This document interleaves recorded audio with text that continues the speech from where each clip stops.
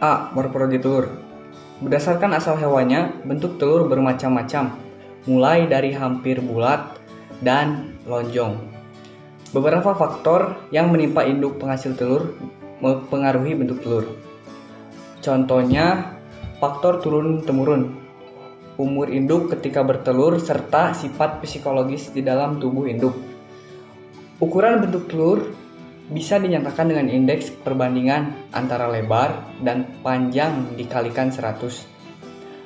Berpengaruh jenis hewan juga penting, seperti telur bebek lebih besar daripada telur ayam, dan warnanya pun berbeda-beda. Faktor-faktor yang mempengaruhi besar telur diantaranya 1.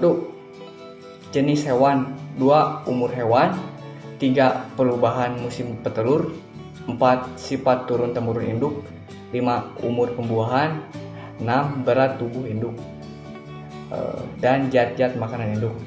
Ada beberapa alasan mengapa telur asin dibuat dari telur bebek, yaitu cangkang telur bebek lebih tebal sehingga telur bebek tidak mudah retak atau pecah. Ini akan berpengaruh pada saat proses pengasinan, yaitu pada saat telur direndam dalam campuran media dengan garam. Nilai gizi telur bebek lebih tinggi di dalam telur bebek. Banyak terkandung protein di dalam telur bebek. Protein telur ini mengandung asam amino esensial yang diperlukan tubuh untuk hidup sehat. Jumlah komposisi asam amino pada telur sangat lengkap dan berimbang, sehingga dapat digunakan untuk pertumbuhan juga, pergantian sel yang rusak. Begitu juga dengan kandungan lemak. Hampir semua lemak dalam sebutir telur bebek terdapat pada telur kuningnya. Lemak pada telur ini terdiri dari trigliserida, fosfolipida, dan kolesterol. Fungsinya sebagai sumber energi. Telur. Di dalam telur, bagian kuning telur terdapat pada bagian paling dalam. Bagian ini diikat pada putih telur oleh kalasa. Kantong udara atau air sel merupakan rongga yang terdapat pada bagian tubuh isi telur. Kantung udara berfungsi sebagai tempat memberi udara pada waktu embrio bernafas. Oleh karena itu, letak embrio pada telur tepat di belakang kantong udara. Apabila kantong udara terletak di bagian runcing, maka besar kemungkinan calon ayam atau bebek tersebut akan mati dari telur. 1. Kulit telur. Kulit telur terdiri dari 4 bagian utama, yaitu 1. Kutikula. Kutikula adalah lapisan luar yang menyelubungi seluruh permukaan kulit telur. Lapisan ini sangat tipis pada telur ayam dan telur bebek, berkisar 3-10 mikron. Lapisan ini dibentuk oleh protein yang berupa musin. Sifat kutikula ini tidak mempunyai pori-pori terbuka, namun dapat dilalui oleh gas sehingga uap air dan gas CO2 dapat keluar dari isi telur. D. Lapisan bunga karang adalah bagian terbesar dari kulit telur, letaknya di bawah kutikula. Lapisan ini terdiri dari protein serabut berbentuk kenyaman, dan lapisan kapur terdiri dari kalsium karbonat, kalsium fosfat, magnesium karbonat, dan magnesium fosfat. C. Lapisan mamila adalah lapisan ketiga pada kulit telur. Lapisan ini berbentuk bonggol-bonggol dengan penampang bulat atau menjulang.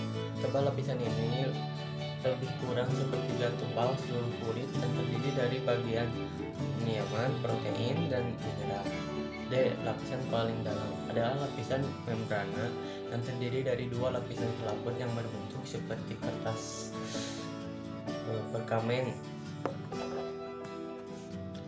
Ketebalannya sekitar 65 mikron. Makin ke arah bagian tumpul makin tebal. Membrana melekat pada mamila lebih tebal daripada membrana yang berhubungan dengan putih telur. Umumnya kulit telur ayam lebih tipis dibandingkan telur bebek. 2. Putih telur. Putih telur menempati 60% dari seluruh telur. Bagian tersebut dinamakan albumen yang artinya putih. Umumnya 40% dari putih telur merupakan cairan kental, sisanya merupakan setengah padat. Putih telur terdiri dari 4 bagian, yaitu lapisan terluar dari putih telur terdiri dari cairan kental yang mengandung beberapa serat musin. Lapisan tengah putih telur dinamakan albuminous starch. Biasanya lapisan tersebut merupakan anyaman musin berbentuk setengah padat, sedangkan lapisan di dalamnya merupakan cairan kental yang hampir mengandung musin. 3. Kuning telur. Kuning telur adalah embrio, khususnya yang dihasilkan oleh suatu proses pembuatan pada telur, sehingga kuning telur merupakan bagian terpenting pada telur. Selain itu, kuning telur merupakan zat-zat bernilai gizi tinggi yang berfungsi menunjang kehidupan embrio. Bentuk kuning telur hampir bulat berwarna kuning atau jingga yang terletak tepat di tengah-tengah telur. Kandungan gizi telur. Telur asin adalah istilah umum untuk masakan berbahan dasar telur yang diawetkan dengan cara diasinkan atau diberi garam berlebihan untuk menonaktifkan enzim perombak. Kebanyakan telur yang diasinkan adalah telur itik, meski tidak menutup kemungkinan untuk telur-telur yang lain. Masa kadaluarsa telur asin bisa mencapai 30 hari. Telur adalah salah satu sumber protein hewani yang memiliki rasa yang lezat, mudah dicerna, dan bergizi tinggi. Selain itu, telur mudah diperoleh dan harganya murah. Telur dapat dimanfaatkan sebagai lauk, bahan penyampur berbagai makanan, telur, obat, dan lain sebagainya. Telur terdiri dari protein 13%, lemak 12%, serta vitamin dan mineral. Nilai tertinggi telur terdapat pada bagian kuningnya. Kuning telur mengandung asam amino esensial yang dibutuhkan serta mineral seperti besi, fosfor, sedikit kalsium, dan vitamin B kompleks. Sebagian protein, sekitar 50%, dan semua lemak terdapat pada kuning telur. Adapun putih telur yang jumlahnya sekitar 60% dari seluruh bulatan telur mengandung 5 jenis protein dan sedikit karbohidrat. Hampir semua lemak dalam sebutan telur itik terdapat pada bagian kuningnya mencapai 35%, sedangkan di bagian putihnya tidak ada sama sekali. Lemak pada telur terdiri dari triglycerida atau lemak netral, terus fosfolipida atau yang umumnya berupa lecithin, dan kolesterol. Kelemahan telur yaitu memiliki sifat mudah rusak, baik kerusakan alami, kimiawi, maupun kekerasan akibat serangan mikroorganisme melalui pori-pori telur.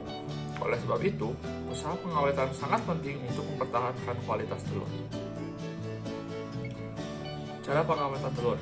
Cara pembuatan telur asin dengan menggunakan adonan garam akan menghasilkan telur asin yang jauh lebih bagus mutunya, warna lebih menarik, serta cita rasa yang lebih enak.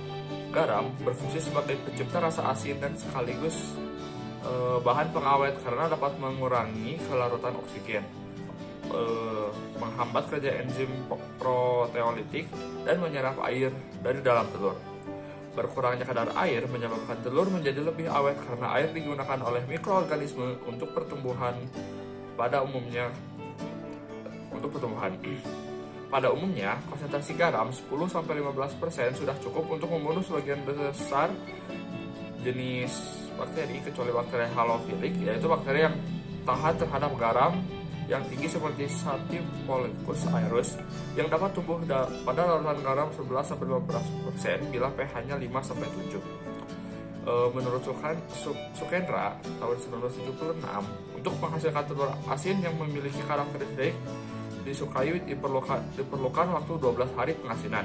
Menurut Kausar, proses pengasinan telur diperlukan waktu selama 15-30 hari, sedangkan proses pengasinan dengan larutan garam jenuh memerlukan waktu 7-10 hari. Lama waktu proses tersebut masih menjadi permasalahan yang harus dipecahkan karena selain nama perendaman erat kaitannya dengan efisiensi waktu, proses pengasinan telur juga erat kaitannya dengan ada karakteristik organoleptik telur asin yang dihasilkan. Proses yang terjadi saat penggaraman. Telur yang direndam dalam media garam akan mengalami osmosis, yaitu proses perpindahan molekul zat terlarut dari kontraksi rendah hipotonik ke konsentrasi lebih tinggi, yaitu hipertonik, sehingga telur menjadi asin. Berat telur akan bertambah akibat dari masuknya suatu molekul ke dalam telur. Dalam hal ini, air dan garam yang masuk ke dalam telur, berat telur bertambah sedangkan volume air berkurang.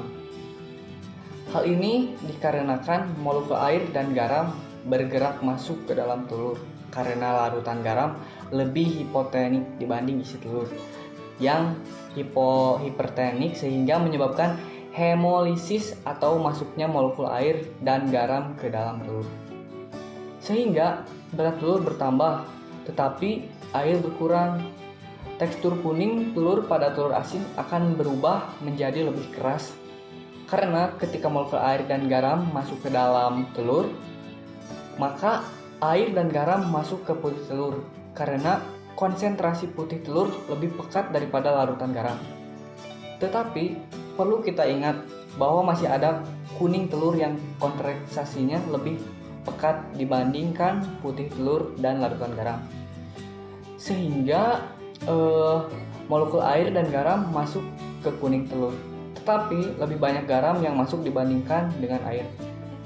Semakin lama, garam yang terdapat di dalam kuning telur akan semakin menumpuk, sehingga kuning telur akan mengeras karena kelebihan mineral garam. F. Proses masuknya garam ke dalam telur.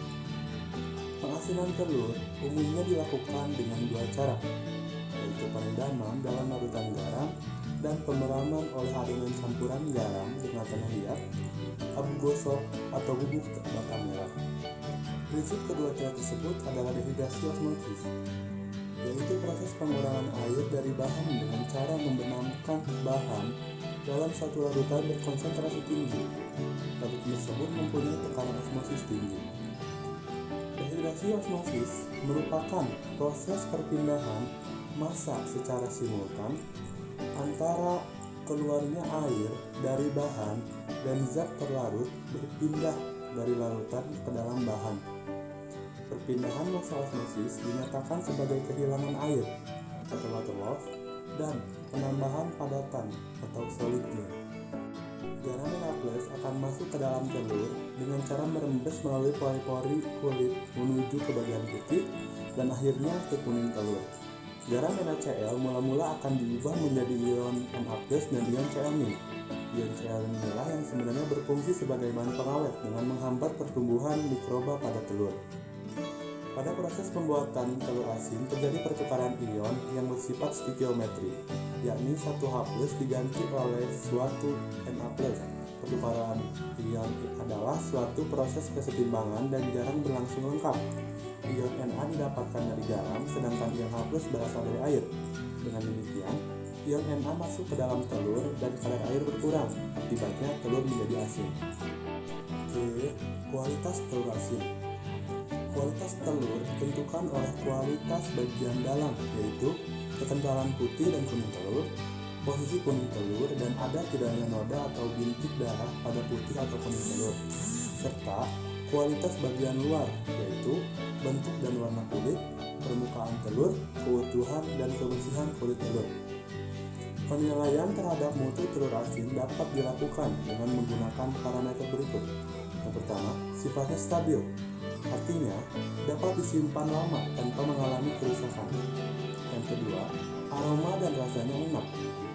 Telur asin yang baik akan bebas dari rasa amis, pahit, bau amoniak, bau busuk, serta rasa dan bau lainnya yang tidak diharapkan. 3. Telur asin yang baik hanya mengandung minyak di bagian pinggirnya saja. Yang keempat, apabila campuran adonan garam yang digunakan tidak sempurna, yang dihasilkan adalah putih telur yang berwarna kebiruan. Serta yang kelima, letak kuning telur yang dikehendaki adalah di tengah-tengah.